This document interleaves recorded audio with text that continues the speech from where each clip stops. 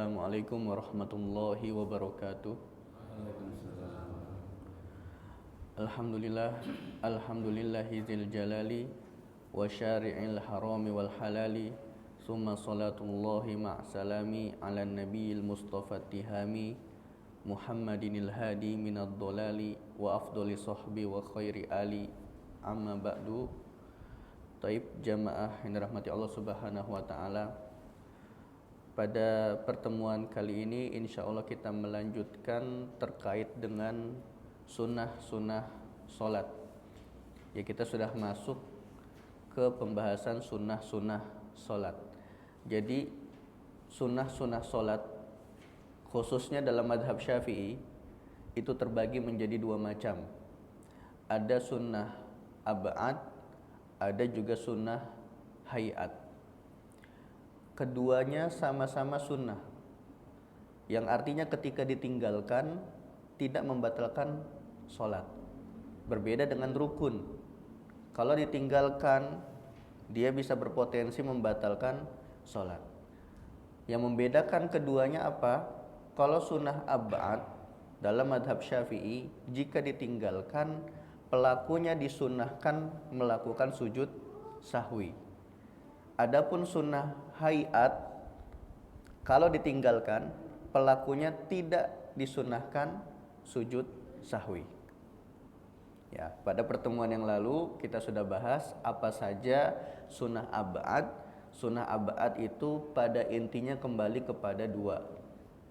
Ya, kunut, baik kunut subuh maupun kunut pada pertengahan akhir Ramadan di sholat witir. Kemudian yang kedua tasyahud awal. Nah, dua amalan ini dalam madhab Syafi'i dikategorikan sebagai sunnah ab'ad, yang artinya jika ditinggalkan sholatnya tetap sah. Ya, sholatnya tetap sah. Dan pelakunya disunnahkan, garis bawah disunnahkan, karena sebagian masyarakat menganggap wajib harus sujud sahwi kalau ditinggalin. Enggak.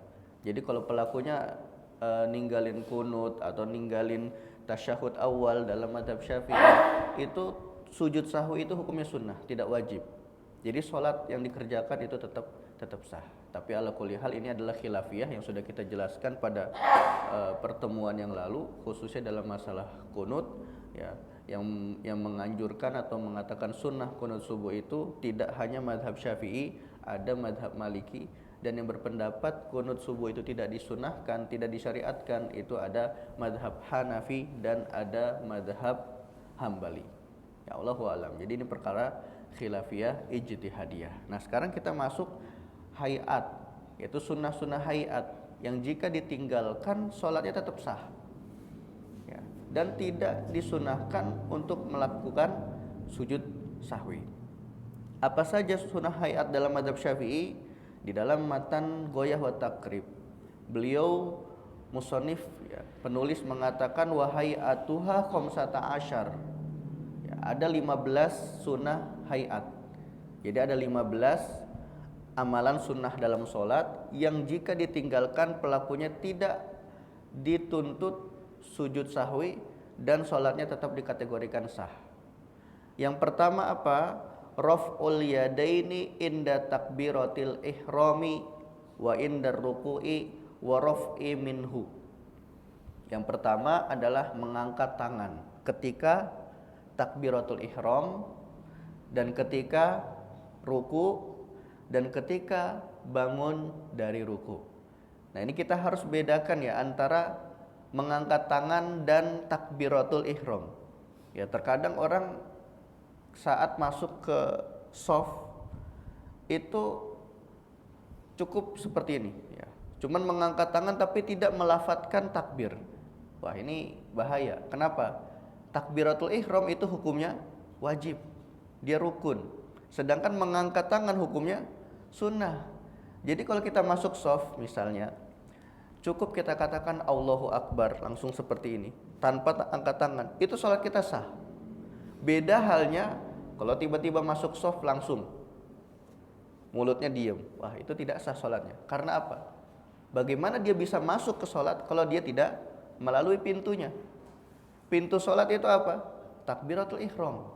Makanya para ulama mendefinisikan sholat itu adalah af'alun wa aqwalun mubtada'atun bit takbir. Ya, sholat itu adalah amalan dan perkataan yang dimulai dengan takbir. Maksudnya adalah takbiratul ihram. Nah, jadi untuk memulai sholat aja dia belum takbiratul ihram. Bagaimana dia bisa dikategorikan sebagai orang yang sholat? Nah, ini perlu diperhatikan.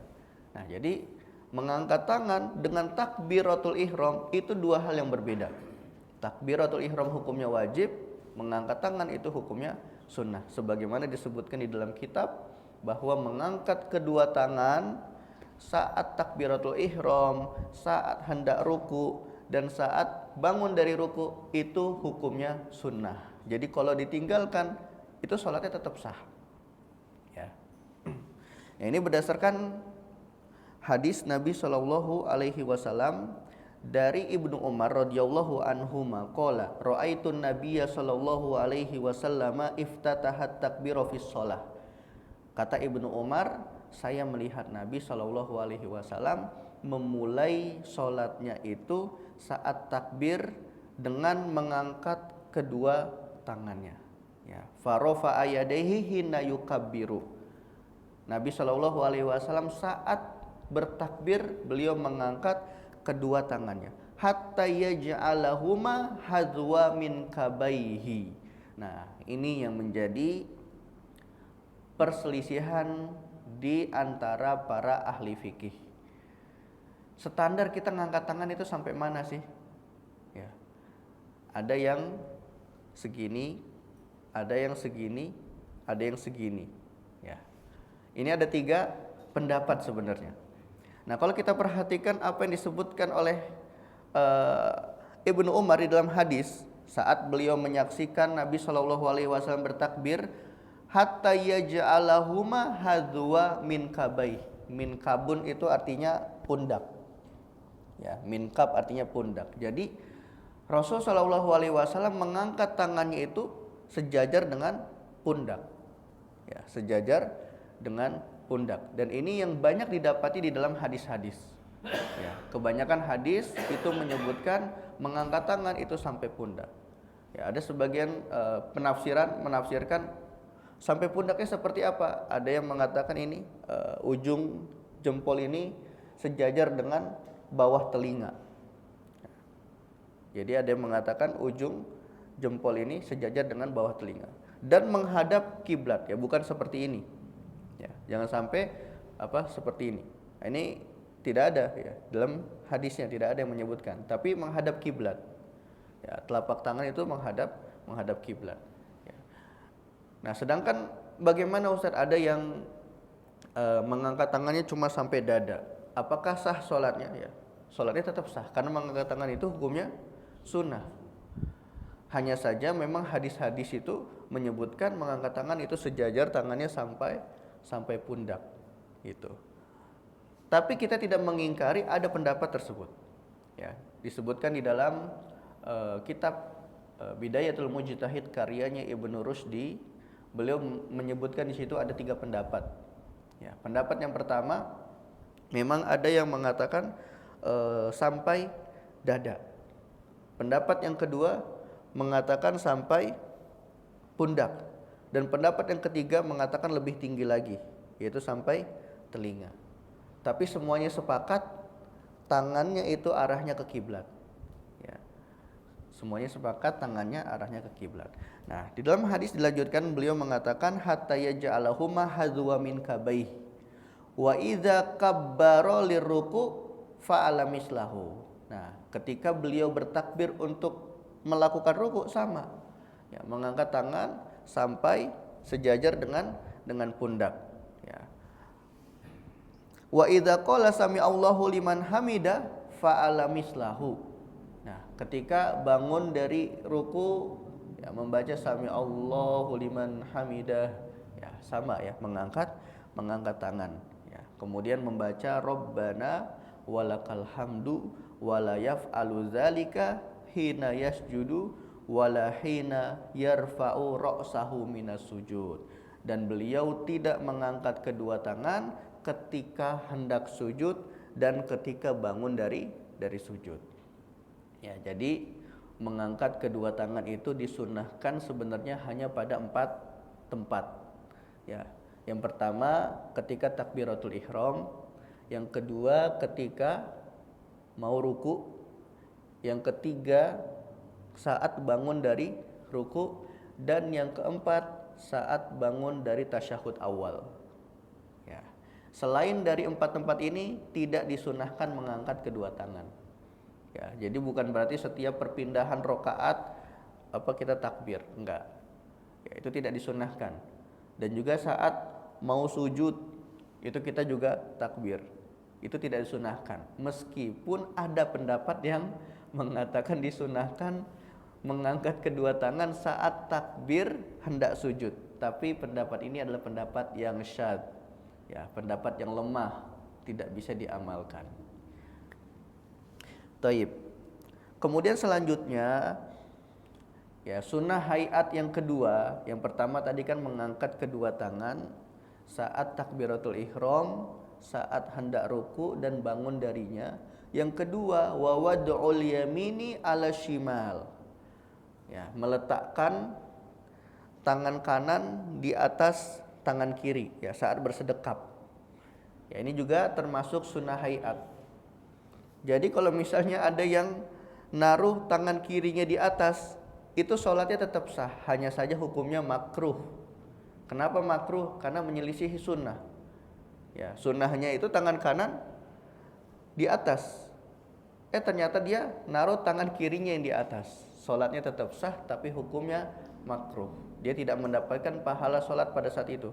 Ya, pada saat dia mengamalkan tangan kiri di atas, dia tidak mendapatkan pahala sunnah meletakkan tangan kanan di atas. Dan ini berdasarkan hadis Nabi Shallallahu Alaihi Wasallam yang diriwayatkan dari Wa'il bin Hijr radhiyallahu anhu, bahwasannya beliau melihat Nabi Shallallahu Alaihi Wasallam mengangkat kedua tangannya, ya, ketika masuk sholat. Summa wada'a yadahul yumna 'alal yusra, kemudian meletakkan tangan kanannya di atas tangan kirinya. Nah, ini juga menjadi tempat perdebatan nih, perselisihan di kalangan ulama. Di mana kita meletakkan tangan saat sedekap? Ya. Apakah di dada? Apakah di bawah pusar? Atau tidak bersedekap? Ya, ternyata dalam permasalahan ini sebenarnya tidak ada hadis sahih. Ya, tidak ada satupun hadis sahih mana yang paling sahih di antara semua itu. Ya, jadi semuanya itu berdasarkan ijtihad. Ya, perbedaannya kalau dalam mazhab Syafi'i meletakkan tangan saat sedekap itu di bawah dada dan di atas pusar. Ya, di bawah dada dan di atas pusar. Itu mazhab Syafi'i. Dan pergelangan tangan kiri itu digenggam oleh tangan kanan. Adapun dalam mazhab Hambali, ya, dalam mazhab Hambali meletakkan tangan itu di bawah pusar. Bagaimana caranya? Ya, caranya ini seperti ini. Ya, ini mazhab Hambali. Nah, jadi kalau nanti sholat melihat ada yang seperti ini, itu tidak salah sholatnya. Itu mazhab Hambali, gitu ya.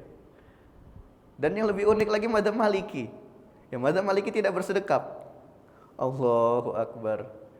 Ya, dia seperti ini, ya, nggak bersedekap. Jadi kalau nanti antum lihat ada orang yang sholat tidak bersedekap, itu bukan Syiah. Ya, nanti dikit-dikit karena asing sholatnya dibilang Syiah. Ya, kenapa nggak bersedekap? Ya, dalam mazhab Maliki, ya, sholat wajib itu tidak wajib bersedekap.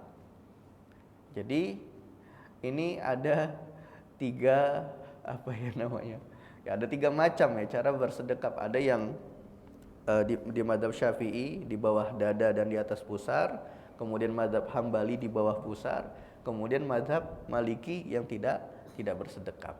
Ya. Maka dari itu di dalam kitab Fathul Qorib itu disebutkan, oleh Ibnu Qasim rahimahullahu taala, wa wad'ul yamini ala shimal, ketika beliau mengomentari perkataan penulis kitab Matan Abi Syuja, meletakkan tangan kanan di atas tangan kiri, wa yakunani tahta sadrihi wa fawqa surratihi, posisinya itu diletakkan di bawah dada dan di atas pusar. Ya, jadi sunnah hayat yang kedua adalah meletakkan tangan kanan di atas tangan kiri. Ya, dalam mazhab Syafi'i peletakannya itu di bawah dada dan di atas pusar. Dalam mazhab Hambali ditaruh di bawah pusar, sedangkan di dalam mazhab Maliki tidak disunahkan bersedekap. Kemudian sunnah hayat yang ketiga, membaca doa iftitah.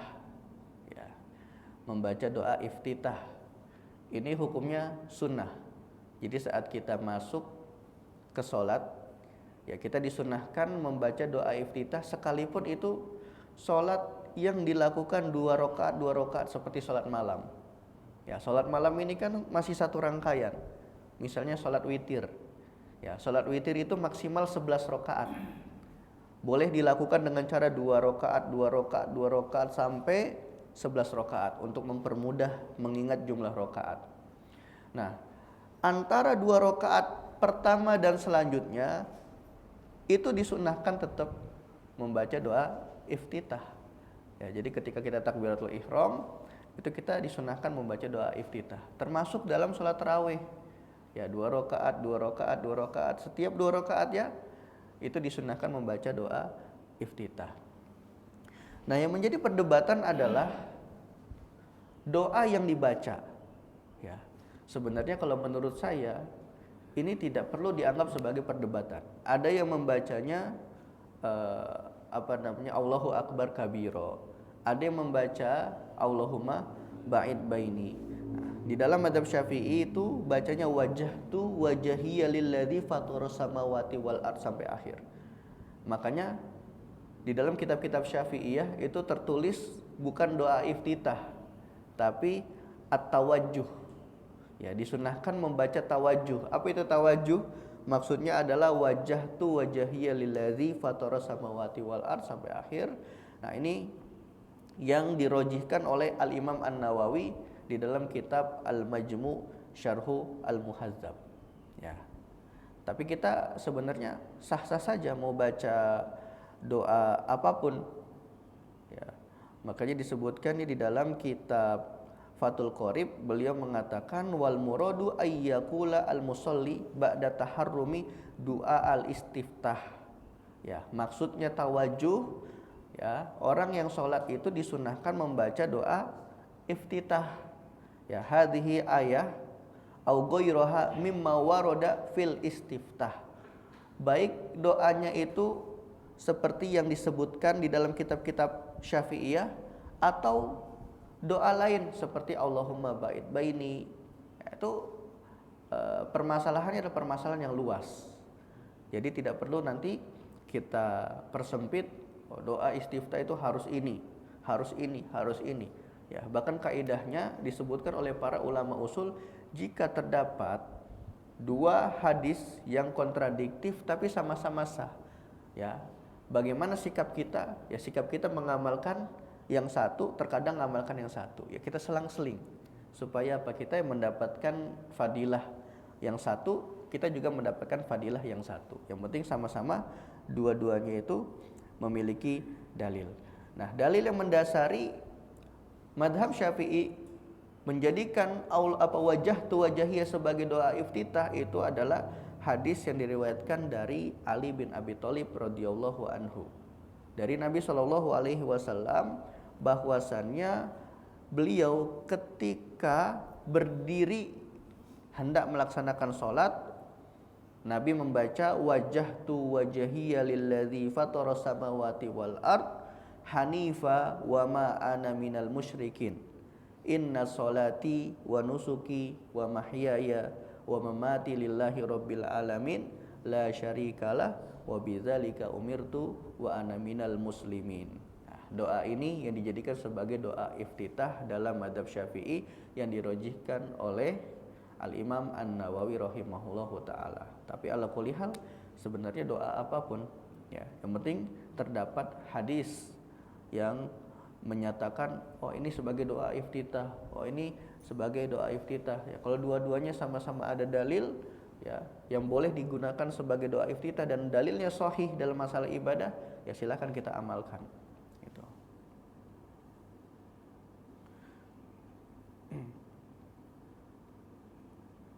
Tapi kemudian selanjutnya yang disunahkan selanjutnya adalah membaca ta'awudz. Ya, membaca ta'awudz setelah membaca doa iftitah dan sebelum membaca basmalah. Ya, jadi disunahkan membaca ta'awudz. Ya, a'udzubillahi minasyaitonirrajim. Baru bismillahirrahmanirrahim, baru setelah itu Al-Fatihah. Ya. Dan ini berdasarkan hadis Nabi Shallallahu alaihi wasallam berdasarkan firman Allah taala faidza qara'tal Qur'an fasta'id billahi minasyaitonir rajim. Ya. Dan apabila kalian membaca Al-Qur'an, maka memintalah perlindungan kepada Allah Subhanahu wa taala dari setan yang terkutuk. Ya, saat kita sholat, kita membaca Al-Quran. Ya, berarti ayat yang umum yang disebutkan di dalam Al-Quran ini juga berlaku baik bagi orang yang sholat maupun bagi yang tidak sholat. Karena tidak disebutkan secara eksplisit, ayat ini hanya dikhususkan bagi orang yang tidak sholat saja. Ya, disebutkan secara umum faiza. Nah, iza di sini jika. Kalau di dalam bahasa Arab itu disebut sebagai adatus syartin, ya, sebagai syarat. Ya, jika kalian membaca Al-Qur'an, fasta'id billah. Apa yang harus kita lakukan? Ya, meminta perlindungan kepada Allah Subhanahu wa taala dari setan yang terkutuk. Sehingga ayat yang umum ini berlaku baik bagi orang yang sholat maupun orang yang tidak sholat. Kemudian selanjutnya yang disunahkan selanjutnya adalah al-jahru fi maudhi'ihi wal israru fi maudhi'ihi.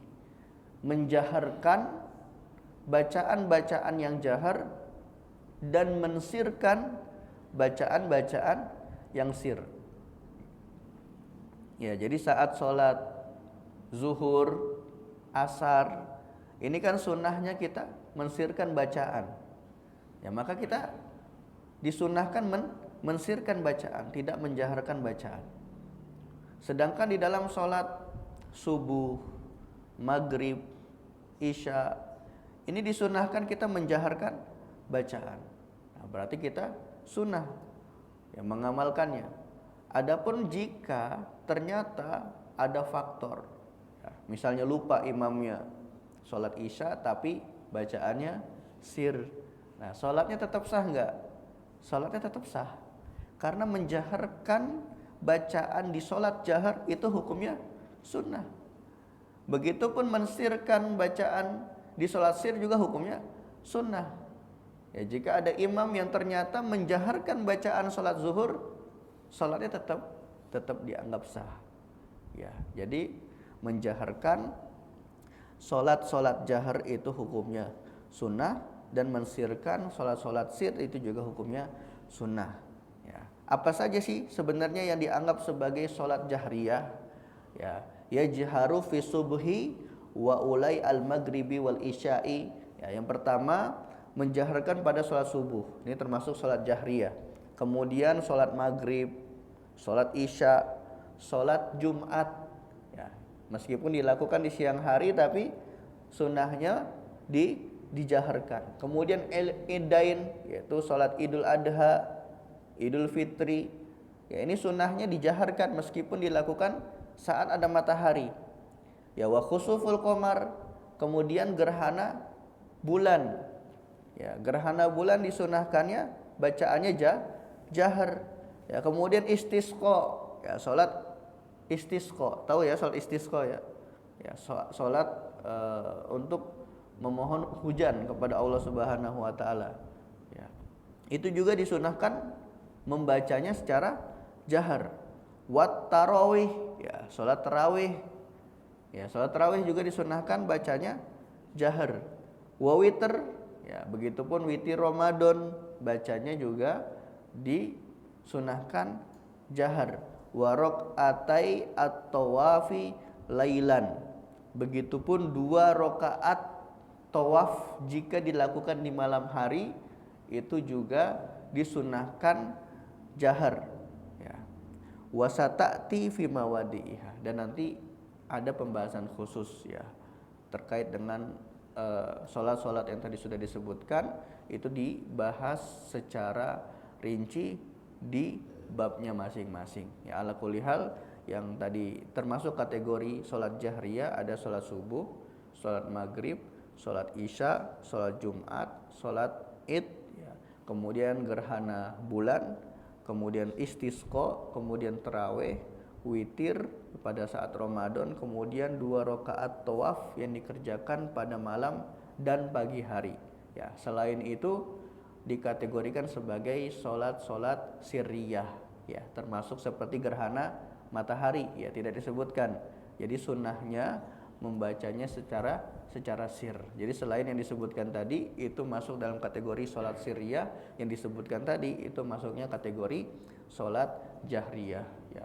Dalilnya apa? Ya, dalilnya ada banyak sekali. Ya, dalilnya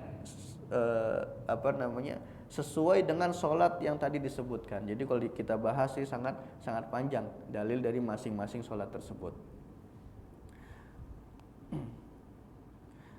Ya, kemudian selanjutnya sunnah hayat selanjutnya adalah at-ta'min. Ya, apa itu ta'min?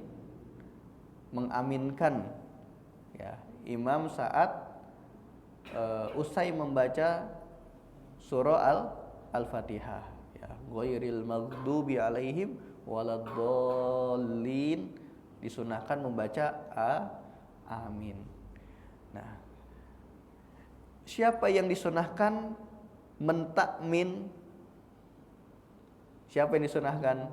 Nah, jadi di sini takmin setelah membaca Al-Fatihah itu berlaku secara umum, ikhwah. Baik bagi orang yang sholat maupun yang tidak sholat. Misalnya ada orang yang sedang baca Quran, ya, di luar sholat nih. Ya, dia di luar sholat nggak baca Quran, baca Al-Fatihah dulu.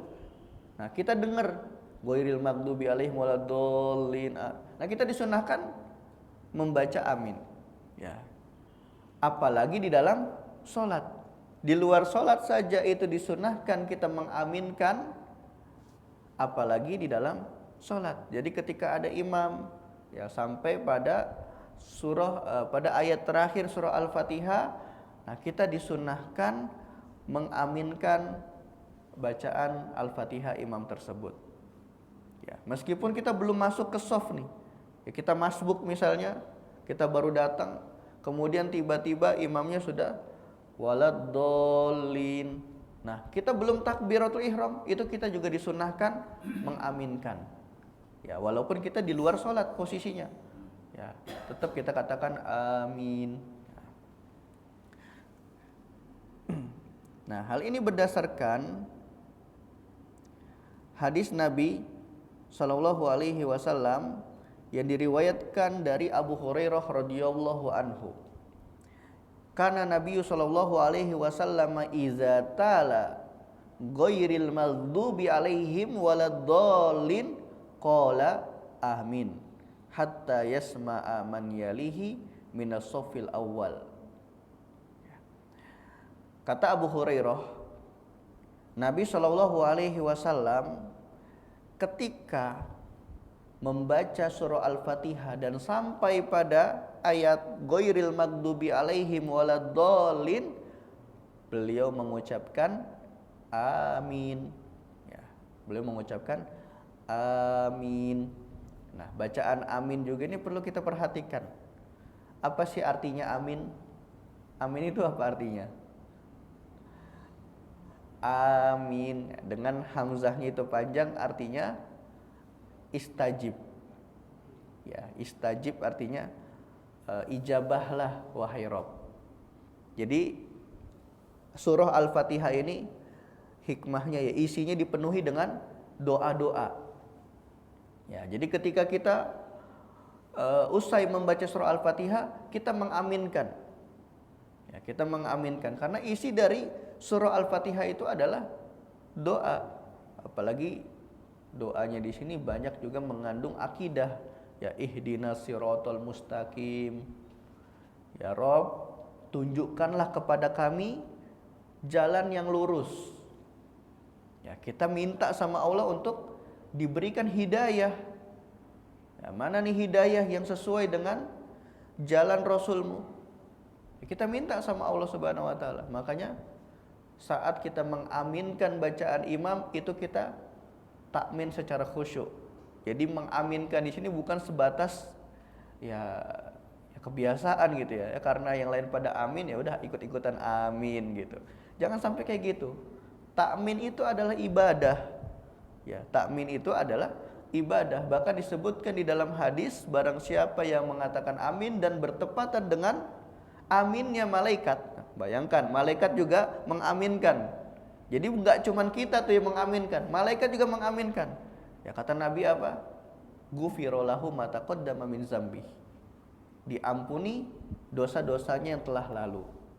Ya, jadi kalau kita mengaminkan dan ternyata lafaz amin kita itu berbarengan sama aminnya malaikat, ya Allahu a'lam, kita nggak perlu nyari-nyari tahu nih udah berbarengan atau belum. Ya itu Allahu a'lam, kita serahkan sama Allah saja. Tapi kalau bertepatan, ya maka konsekuensinya dosa-dosa kita yang lalu itu diampuni oleh Allah Subhanahu wa taala. Ya. Nah, yang menjadi pertanyaan ketika kita membaca amin itu bacaannya berbarengan sama imam atau setelah imam? Seperti apa? Apakah imam dulu amin, kemudian makmum baru amin, atau berbarengan? Ya, berbarengan ya, tentunya berbarengan dengan imam. Nah, yang menjadi garis bawah juga di sini ikhwah, kita sebelum membaca amin kita harus menjeda antara surah Al-Fatihah dengan takmin. Ya, jangan sampai nih nyambung ghairil maghdubi alaihim waladdallin amin. Wah, nyambung itu nanti amin ini seolah-olah dia bagian dari surah Al-Fatihah. Ya, itu harus kita perhatikan. Ghairil maghdubi alaihim waladdallin. Kasih jeda dulu sebentar. Baru amin. Nah, seperti itu. Jangan sampai disambung. Karena Al-Fatihah dan takmin ini dua hal yang berbeda. Jangan sampai kita sambung seolah-olah takmin itu bagian dari Al-Fatihah. Nah, nanti ada pembahasannya. Tempat-tempat di mana yang disunahkan saktah, disunahkan diam sejenak di dalam sholat. Di antaranya adalah antara Al-Fatihah dan takmin. Ya, itu disunahkan untuk menjeda sebentar. Nah, juga yang menjadi pertanyaan, menjadi kasus ikhwah, lafadz amin itu jangan sampai kita baca sembarang. Jangan sampai kita bacanya amin. Misalnya amin, amin doang itu bisa bermasalah nanti maknanya. Ya, amina ya'manu itu artinya apa? Apa arti amina ya'manu? Ya, dipercaya atau mempercayai. Atau lafadznya kita baca amin, ini juga salah. Nah, jadi yang tepat seperti apa? Ada dua lafadz yang tepat. Ya, pertama amin. Nah, kemudian yang kedua amin. Nah, ini juga boleh. Amin. Ini juga boleh. Yang nggak boleh itu amin. Yang nggak boleh juga amin. Ini nggak boleh juga, gitu. Jadi yang boleh tadi amin atau amin. Nah, dengan pendek dua-duanya ini boleh. Ya, ini banyak dilakukan di Afrika. Ya, di Afrika itu aminnya itu nggak panjang-panjang. Ya, waladdallin, amin. Udah, itu cukup. Gitu. Ya, yang nggak boleh kalau kita mempermainkan, apalagi sampai teriak gitu ya. Wah, itu jangan sampai itu. Karena bahkan di sebagian tempat itu bukan cuma anak-anak. Saya pernah sholat id itu ya, sholat id ya. Mungkin karena imamnya kelamaan, entah jamaahnya pada kesel gitu, pada teriak gitu aminnya. Nah, ini juga kita perlu memperhatikan ya, takmin itu adalah ibadah. Ya, ini kita harus pegang bahwa takmin itu adalah sebuah ibadah sehingga tidak boleh kita permainkan apalagi dalam sholat. Gitu. Taib, sampai sini ada yang ingin ditanyakan terkait dengan sunnah hayat? Sebenarnya masih ada, cuman melihat waktu, ya saya ngasih kesempatan untuk tanya jawab dulu. Ya, nanti kalau ada waktu untuk lanjut kita lanjut lagi. Tafadhol bagi yang ingin bertanya.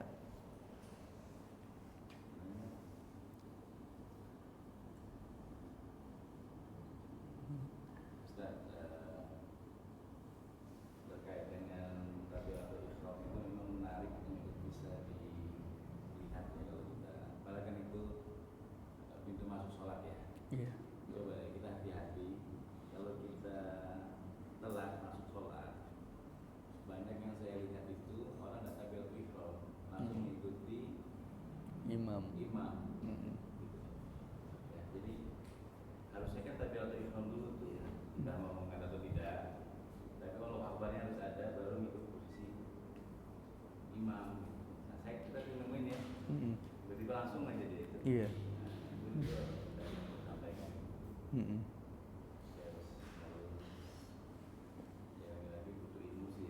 Iya, betul. Dari masyarakat kita memang banyak yang seperti itu. Jadi, bisa jadi juga dia, atau juga kan kadang-kadang kita kalau telat menunggu posisi berdiri kan. Kan sebenarnya kan sunnahnya kan kita langsung ikutin posisi imam kan. Tapi jangan lupa harus takbiratul ihram dulu, jangan tiba-tiba langsung ke posisi gitu saja ya. Iya, betul. Nah, terus yang saya sunnah yang tertinggal juga, nggak tahu ntar Ustaz bisa kasih atau tidak apa namanya dalil pada waktu kan sebenarnya makmum itu masih terhitung sebagai makmum pada waktu bersamaan ruku ya dengan imam ya. Iya. Maka dihitung satu rakaat. Nah, saya pernah dapat ini, tapi jarang banget kita lihat. Kadang-kadang kan kita masih suka dari pintu masuk itu sudah ruku ya. Itu sunnahnya kalau yang saya pernah dengar ya. Itu posisi kita itu sudah ruku pada waktu jalan. Jadi maksudnya kalau kita datang nah gitu. Kan dia sudah tabiatul itu sudah ruku gitu ya. Ya. Nah biasanya kita mendekati tuh. Saya pengen tahu dari Ustaz, ada yang pernah saya itu jadi sunnahnya juga karena kita nggak kehilangan rakaat di saat yang terjadi itu, maka ruku kita itu dilakukan sambil jalan gitu. Nah itu ininya gimana Ustaz? Ya.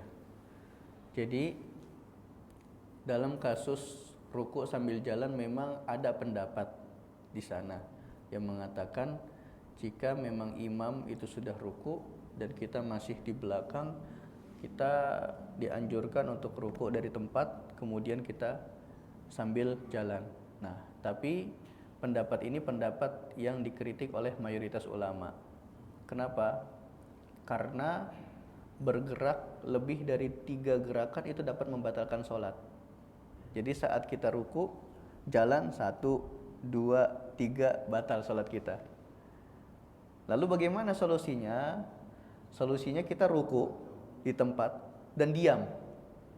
Jangan sambil jalan, diam saja. Nah nanti saat sudah bangun, kita jalan perlahan 1, 2. Kasih jeda, jalan lagi 1, 2. Sampai kita masuk ke soft. Gitu. Nah jadi solusi seperti itu. Karena kalau kita bergerak dengan gerakan yang berat, tentu gerakan yang berat itu tangan, kaki, lebih dari 3 gerakan dalam sholat, itu sholat kita batal.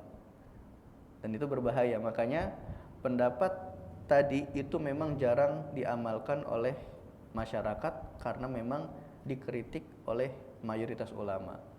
Apa kritiknya tadi? Titik kritiknya itu pada gerakan yang banyak.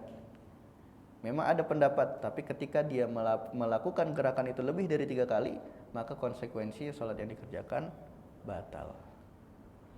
Gitu. Tapi menyegerakan ruku tetap ada anjurannya. Ya, hanya saja bedanya tidak sambil jalan. Gitu. Allahu a'lam bishawab.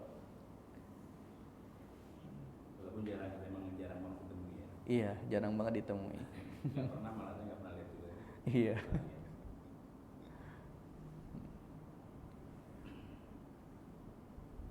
Ya, ada lagi? Iya. Kadang terdengar itu suara dari saya dengar dari imam juga, kadang-kadang dari makmum juga. Itu sebelum dia baca ayat terakhir dari Al-Fatihah, ghairil maghdubi alaihim, baru ada yang dia selipkan di situ, ada tanda Robbi firli wali walidiyah dan seterusnya itu. Apakah itu ada dalilnya dari situ? Ya, jadi menyelipkan antara ghairil maghdubi alaihim dengan iya, itu tidak ada dalil. Ya, tidak ada dalil dan tidak ada anjuran. Gitu ya. Jadi anjurannya setelah ghairil maghdubi alaihim waladdallin amin. Tadi berarti ghairil maghdubi alaihim sebelum waladdallin. Iya. Ya, itu tidak ada anjuran doa di sana. Justru kalau kita mau berbicara pakai logika madhab Syafi'i, itu dapat membatalkan sholat. Kenapa? Karena Al-Fatihah itu tidak boleh dijeda, tidak boleh dipisahkan dengan bacaan doa apapun. Sekalipun doa itu dari Al-Quran, sekalipun doa itu dari hadis. Karena Al-Fatihah itu disyaratkan harus mualah, harus berurut-urut, dan gak boleh dipisah bacaannya satu dengan yang lain. Bahkan kalau kita diam saja, ya misalnya alhamdulillahirabbil alamin, diam. Lama diamnya tanpa adanya uzur, itu kita harus ngulang dari awal. Gak boleh kita lanjut. Kenapa? Hakikatnya Al-Fatihah kita itu sudah batal. Nah, yang batal itu Al-Fatihahnya, karena kita sudah berhenti lama tuh. Nah, apalagi kita menyelipkan antara ayat satu dengan ayat yang lain, itu dengan bacaan-bacaan yang memang tidak ada perintah dari Nabi Shallallahu Alaihi Wasallam. Dan saya belum pernah mendapati dalam kitab-kitab fikih Syafi'i yang menganjurkan hal tersebut, bahkan konsekuensinya itu bisa membatalkan sholat. Allahu a'lam bishawab. Iya, tidak dianjurkan. Termasuk perkara yang bid'ah. Ya, tidak ada anjuran hal tersebut.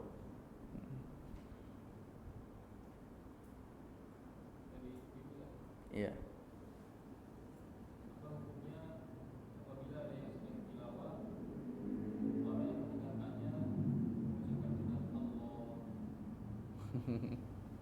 Ya, saat sedang tilawah membaca Allah itu dirinci. Alasannya kenapa dia melafadzkan Allah. Kalau memang dia takjub dengan makna ayatnya itu boleh. Karena bentuknya apa? Sebagai takzim. Ya Allah, ya Allah. Karena apa? Dia ngerti makna ayatnya, dia takjub dengan makna ayatnya, itu diperbolehkan. Hukumnya mubah ya, bukan sunnah. Hukumnya mubah, boleh. Tapi kalau ya dia hanya sekedar Allah, Allah tanpa ada sebab, itu tidak ada anjuran sama sekali. Ya, bahkan tidak diperbolehkan. Apa landasan yang menjadikan antum mengucapkan lafaz Allah itu? Sedangkan Allah ini kan lafzul jalalah, yang mana dengan kita melafadzkannya dia sebagai zikir gitu, sebagai zikir. Nah, jadi boleh kita membaca Allah saat mendengar tilawah itu pada dua kondisi. Yang pertama, memang kita mengerti makna ayatnya, itu membuat kita takjub, ya, membuat kita terkesima dengan makna ayat itu. Yang kedua, boleh juga dengan suara yang indah dari qari'nya, ya, suara yang indah dari qari'nya, tapi bukan dibuat-buat, ya, bukan setiap jeda, bukan setiap jeda, ya, setiap jeda itu tidak gitu ya. Misalnya apa namanya, ada orang yang baru pertama ke Mekah, kemudian apa namanya, dengar Syekh Sudes itu baca Quran, dan dia ngefans sama Syekh Sudes, itu boleh. Ya Allah atau Masya Allah, ya boleh. Ya, bentuk takjub dia dengan bacaannya Syekh Sudes, atau bentuk takjub dia dengan makna dari Al-Quran itu. Tapi selain dari dua alasan ini nggak boleh.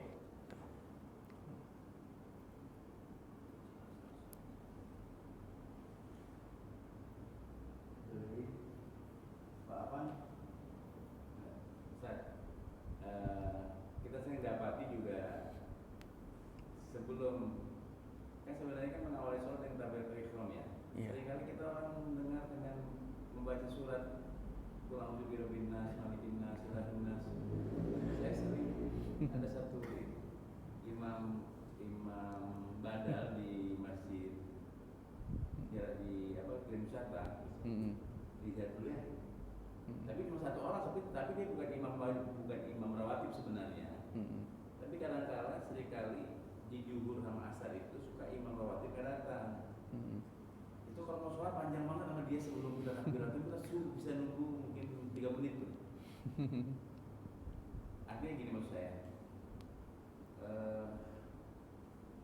yang begitu itu seperti apa sih? Yang gitu ya, kan kita ini sedang mau sholat, menghadapkan wajah kita dengan pemilik alam, ya. Kan maunya kita juga dipimpin sama orang yang mengerti gitu ya, bukan cuma ya kebiasaan-kebiasaan yang dipakai. Itu seperti apa sih pada hukumnya kita di belakang dia dan kita tahu.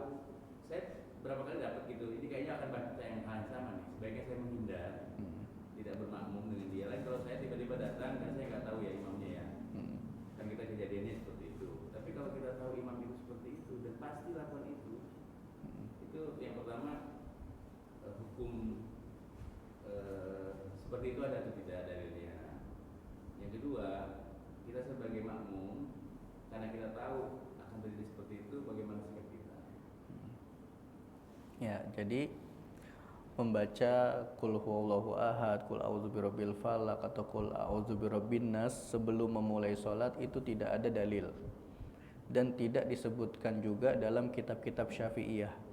Ya, selama saya mengkaji dari kitab dasar sampai kitab tinggi itu saya belum pernah menemukan anjuran tersebut diamalkan oleh ulama-ulama madhab Syafi'i. Artinya ini bukan ajaran madhab Syafi'i. Itu yang pertama, karena tidak ada dalil. Kemudian yang kedua, kita tidak bisa menghukumi sholatnya tidak sah, karena pada hakikatnya imam tersebut belum memulai sholat. Ya, belum terjadi sholat tuh. Kapan terjadinya sholat? Ketika takbiratul ihram. Adapun amalan dia itu tidak disyariatkan, itu tidak disunahkan. Jadi kalau kita mau jadi makmum sama imam tersebut, yang kita pastikan sah atau tidaknya adalah di bagian rukun. Misalnya bacaan Al-Fatihahnya seperti apa? Sudah benar gak bacaan Al-Fatihahnya? Ya. Apakah ada bacaan yang sekiranya dapat mengubah makna? Nah, pokoknya yang kita perhatikan itu adalah rukun. Terus bagaimana dia tumakninah nggak sholatnya, atau ngebut Allahu Akbar sami Allahu liman hamidah. Nah, itu yang kita perhatikan. Jadi sikap kita memperhatikan pada rukun yang dilakukan oleh imam tersebut. Jika memang kita ketahui si imam ini dia tidak tumakninah, ya kita boleh untuk mencari tempat lain. Atau kita boleh sholat sendiri di situ. Mungkin udah sampai di masjid itu, kemudian kalau keluar nanti mengundur waktu sholat, ya sudah, kita sholat di masjid itu munfaridan sendiri, nggak masalah, boleh-boleh saja. Kalau memang kita yakin bahwa ada kecacatan rukun yang dilakukan oleh imamnya. Bahkan saat kita sudah masuk berjamaah pun dan kita dapati ternyata imamnya itu ada kecacatan dalam rukun, itu kita wajib untuk mufarokoh, wajib untuk niat memisahkan diri. Maksudnya gimana? Misalnya saya ada di shop ini, ya, di shop pertama, di belakang ada makmum, belakang ada makmum lagi. Nah, ternyata kita dapati imamnya bacaan Al-Fatihahnya itu dapat merubah makna, atau dia terlalu cepat. Itu saya niatkan untuk mufarokoh. Apa itu niat mufarokoh? Saya memisahkan diri dari jamaah, tapi tetap sholatnya masih di situ. bedanya gerakannya ya sesuai dengan keinginan saya, sesuai dengan porsinya saya. Yang lainnya ngikutin imam, kita ngikutin dengan sholat kita, karena hakikatnya kita udah bukan makmum dari si imam itu lagi. Dan itu hukumnya wajib. Kalau kita tahu ternyata ada kecacatan yang dilakukan oleh si imam, khususnya dalam masalah rukun. Tapi kalau kasus tadi, kalau memang ternyata dari rangkaian rukunnya tidak bermasalah, itu kita boleh bermakmum dengan imam tersebut. Hanya saja amalan yang dilakukan kayak membaca trikul ya sebelum melaksanakan sholat, itu tidak ada anjurannya dari Nabi SAW dan tidak tertulis di dalam kitab-kitab mazhab. Allahu a'lam bishawab. Ya. Jadi tetap saja sholat bersama dengan imam tersebut. Iya. Karena memang dia mengawali dengan takbir ihram ya. Iya. Artinya di luar ya. Iya, Walaupun betul. tidak dianjurkan. Betul. Iya, betul.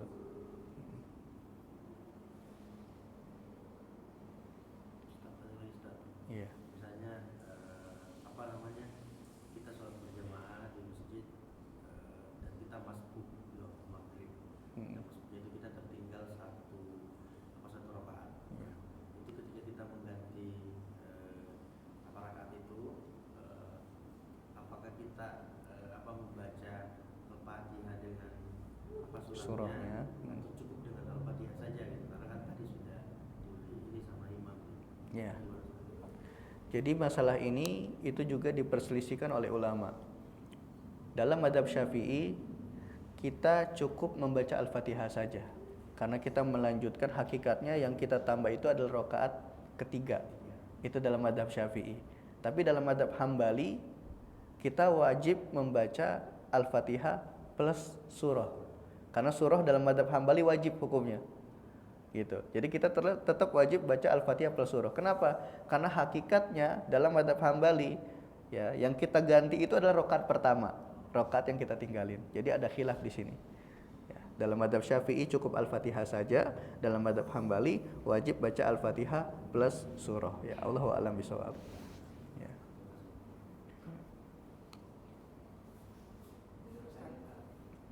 Iya, siapa dulu nih?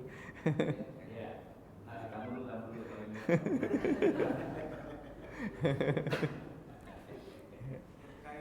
posisi masbuk kita ambil rakaat ketiga di sholat maghrib, itu ada disunahkan nggak mengangkat tangan di setiap tasawuf, jadi 3 kali?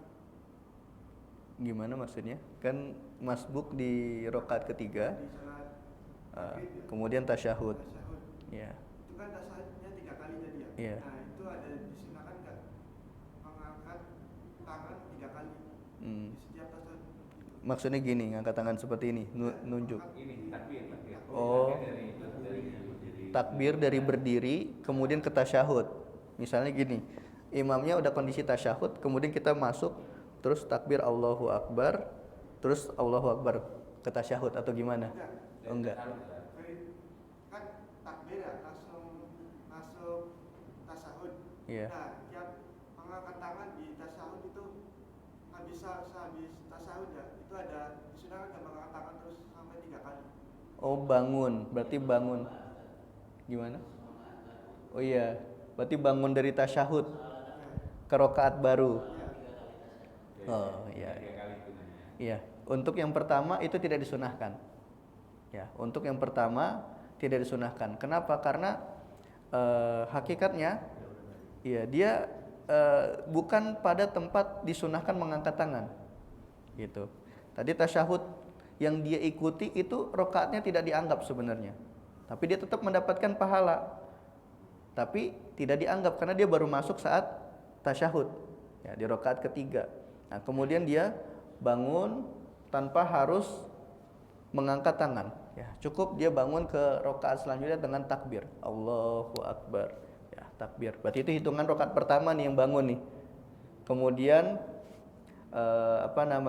ruku, kemudian ini bangun lagi, terus di rakaat kedua baru dia disunahkan untuk mengangkat tangan.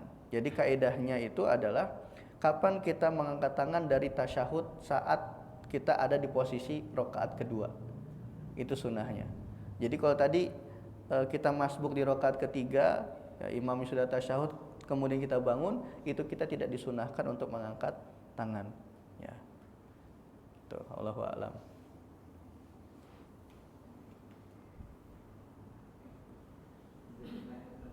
Ya. Apa dalam sholat jahriyah itu ada ayat yang dijelaskan dan ada yang disirkan, misalnya ayat 1 dan sholat isya ayat 1 dan 2 dijelaskan, ayat rakaat 3 dan 4-nya disirkan. Ya. Kedua, seringkali ketika misalnya sholat Jumat itu kan biasanya imam baca surat Al-Lail, itu seringkali terdengar di akhir itu makmumnya membaca sesuatu apakah ada yang dibaca itu apa yang juga makmum baca kan? Pas penyebutan nama Nabi itu ya sebenarnya Ibrahim ya Suhuf Ibrahim wa Musa itu.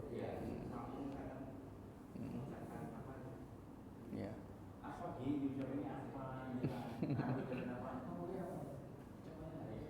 Wali salam ya Wali salam ya Pak Ya. ya Ya. jadi ya gitu yang bilang ngomong ya kenapa Ya, jadi yang pertama, kenapa di dalam sholat itu ada yang dijaharkan bacaannya dan ada yang disirkan?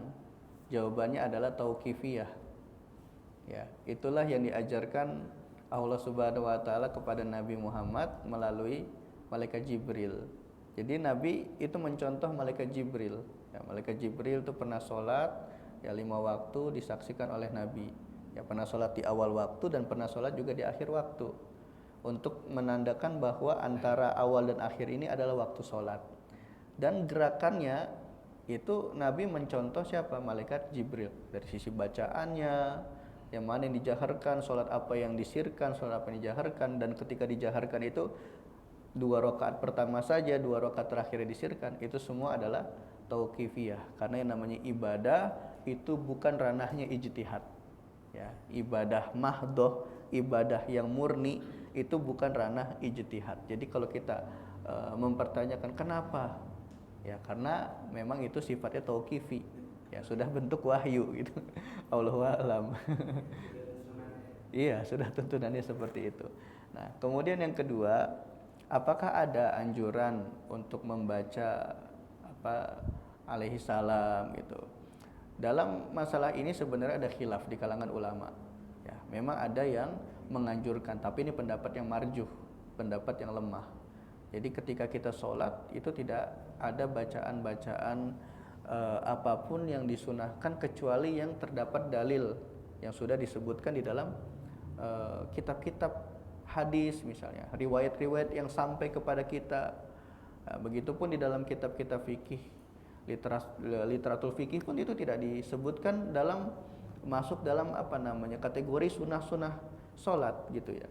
Seandainya hal tersebut dianjurkan, disunahkan atau diwajibkan, itu sudah pasti disebutkan di dalam kitab-kitab fikih yang mu'tabar ya, tentunya fikih yang mu'tamad. Karena kitab fikihnya ada banyak, ada yang mu'tamad, ada yang tidak, bahkan Syiah aja punya kitab fikihnya gitu.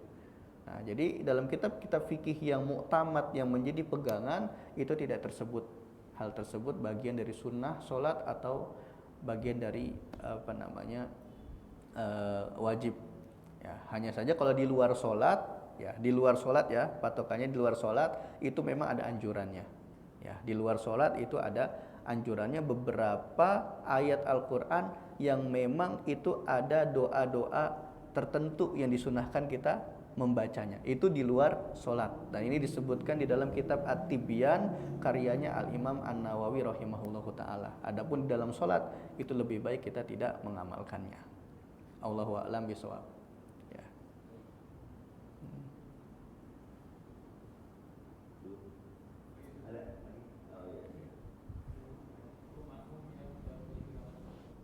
Makmum yang mendahului gerakan imam kalau gerakannya itu lebih dari 2 gerakan batal. Tapi kalau mendahuluinya hanya 1 gerakan tidak batal. Nah, dan dia diwajib harus kembali. Ya, wajib dia kembali misalnya dalam kondisi sujud. makmumnya udah sujud, udah bangun duluan, duduk antara dua sujud, sedangkan imamnya masih sujud. Nah, dia itu wajib balik lagi. Gitu. Dia wajib balik lagi. Tapi kalau mendahului dua gerakan, maka sholatnya batal. Jadi mendahului gerakan imam, kita rinci. Mendahului satu gerakan atau dua gerakan. Kalau mendahului satu gerakan saja, maka tidak batal. Tapi dengan syarat ini kondisi tidak sengaja ya. Kalau kondisi sengaja, meskipun cuma satu gerakan itu bisa membatalkan sholat. Kalau sengaja mau balapan sama imam gitu ya, pengen duluan, nah, itu dia batal sholatnya. Tapi kalau nggak sengaja mendahului imam satu gerakan itu nggak masalah ya. Tapi dia tetap wajib nanti kembali lagi. Gitu. Allahu a'lam.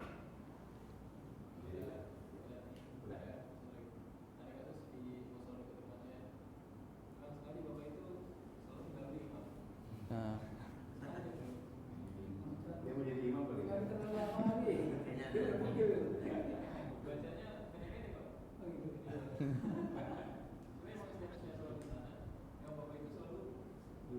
Ada yang seperti itu memang. Ada banget itu ada di kalau kita sholat di masyarakat banyak yang seperti itu. ya. Ya dikasih ilmu aja suruh Ustaz Ali. Kasih tausiah gitu maksudnya biar kalau nasihatin tausiah kan lebih mudah ya daripada orang-orang kan. Iya. Ada kajian nggak di musolanya? Nah itulah ajar harus sana kajian. Iya, jadi ini pertanyaan ini juga ada kaitannya sama bagaimana hukumnya bergerak bersamaan dengan gerakan imam. Ya, jadi bergerak bersamaan dengan gerakan imam itu hukumnya makruh, dimakruhkan. Dan ini yang harus kita perhatikan nih. Dan ini banyak yang mengerjakan tanpa sadar, khususnya dalam masalah apa? Ruku, sujud. Ya, imamnya belum selesai Allahu Akbar, makmumnya udah ikut ruku. Nah, yang harus kita perhatikan ya, kita mulai biasakan sekarang, kita mulai gerak itu saat imam sudah sampai Allahu Akbar. Nah, baru kita gerak. Iya, sampai sempurna pengucapan takbirnya oleh imam baru kita bergerak.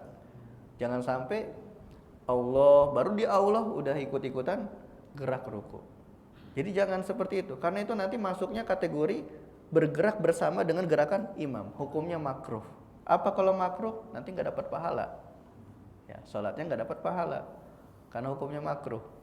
Makanya kita perhatikan di sini. Jadi gerakannya sebisa mungkin tunggu imam itu menyempurnakan gerakannya, baru kita bergerak. Allahu Akbar. Nah, udah ruku sempurna, baru kita ruku.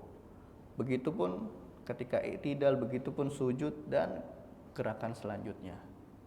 Dan ini banyak ya yang tidak menyadari ya masyarakat ya, ketika imamnya baru Allah udah ikut-ikutan gerak. Nah, itu belum sempurna gerakan imam. Wallahu a'lam. Jadi pertanyaan nyambung. Iya, betul. Gerakan di antara setiap aktivitas sholat itu kan dibacanya itu saat sampai pada posisi berpindah posisi baru menyebutkan, atau dia dibaca saat bergeraknya gitu. Iya. Nah ini pada pandangan juga itu ya. Gitu. Terutama untuk imam. Untuk imam itu Allahu Akbar, Sami Allahu liman hamidah itu yang benarnya saat pada posisi dia mau bergerak ke posisi yang baru, atau dia menyebutkannya pada waktu posisi dia sudah yang baru itu. Gitu. Ya, jadi berdasarkan sunnahnya melafadzkan takbir atau sami Allahu liman hamidah itu dimulai saat dia mulai bergerak. Iya. Jadi dimulai saat mulai bergerak dan berhenti saat dia berhenti. Makanya dalam istilah-istilah fikih itu disebut sebagai takmir. Ya, sebagai takmir. Ya, nanti baca Allahu Akbar, Sami Allahu liman hamidah. Nah, jadi bacaan takbir, tasmi'nya itu semua berbarengan dengan gerakan. Ketika dia bergerak dia mulai baca, ketika dia berhenti bacaannya berhenti. Nah, itulah yang menjadi tolak ukur. Makanya ketika kita jadi makmum nanti yang di belakang kan nggak bisa ngelihat imam tuh, kita cuma bisa dari pendengaran. Nah, jadi ketika kita dengar, oh imamnya udah mulai bergerak, tunggu sampai Allahu Akbar, nah baru kita ruku gitu. Nah, jadi sunnahnya ya bacaan takbir dan tasmi itu dimulai saat dia mulai bergerak dan berhenti saat dia berhenti dari pergerakan. Karena ada yang kita dapatkan bahwa berdiri dia Allahu Akbar. Iya, Gitu ya. iya betul. Harusnya nggak gitu kan? Harusnya nggak gitu. Ya. Karena kalau dia misalnya dari posisi sujud, kalau menunggu selesai gerakannya nanti sampai di atas baru Allahu Akbar, agak telat Ustaz ya. Iya. Harus pas dia bergerak. Iya. Baru ini. Saat dia bergerak dia melafatkan. Tuh. Iya. Ya, ada lagi pertanyaan? Wah, menarik ya. Insya Allah.